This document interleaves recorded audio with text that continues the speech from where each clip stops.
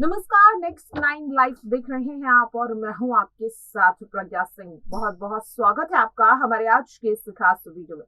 आज के इस वीडियो में बात करेंगे सोनाली फोगाट के केस की। बता दें, सोनाली फोगाट के केस में आज फाइनली सीबीआई के हाथ एक बड़ी सफलता लगी है।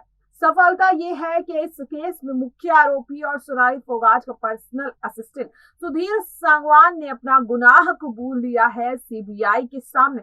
जैसा कि हमने आपको अपनी पुरानी खबर में बताया था कि सीबीआई अब सीधा इस केस की तह तक जाने के लिए मुख्य आरोपी सुधीर सांगवान और उसके दोस्त सुखविंदर से पूछताछ करने वाली है। और इसी सिलसिले में यहाँ पर सीबीआई के हाथ अब फाइनली सुधीर सांगवान का कन्फेशन लग चुका है। जी हाँ, आपको बता दें, अपनी कन्फेशन में पूरा घिनौना कांड बताया है सुधीर सांगवान ने कि किस तरह से 22 अगस्त की रात को पूरा यहाँ पर पूरी साजिश जो थी उसे अंजाम दिया उसके दोस्त सुखविंदर और सुधीर ने मिलकर। इसी बीच उसने एक और बड़ा खुलासा किया।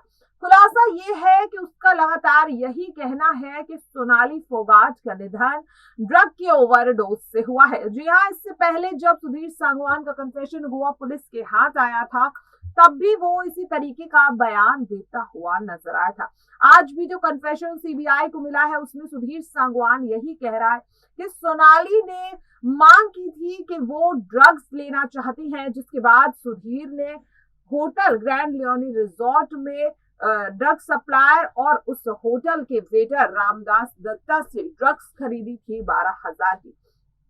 सुधीर ने यह भी बताया कि वो लगातार सोनाली से मना करता रहा, लेकिन सोनाली नहीं मानी और उससे ड्रग्स मांगती रही। और यही वजह थी कि सोनाली ज्यादा उन्होंने यहाँ पर ड्रग का सेवन कर लिया, जिसके बाद उनकी तबीयत ज्यादा बिगड़ गई।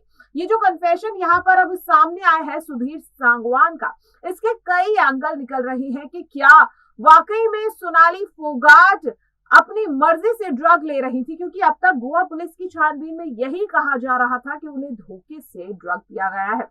लेकिन अब सीबीआई के हाथ जो कन्फेशन लगा है उसमें कहीं ना कहीं ये एंगल भी निकल कर आ रहा है कि सोनाली को पता था कि उस बोतल में ड्रग है, लेकिन फिर भी उन्होंने ड्रग का सेवन किया।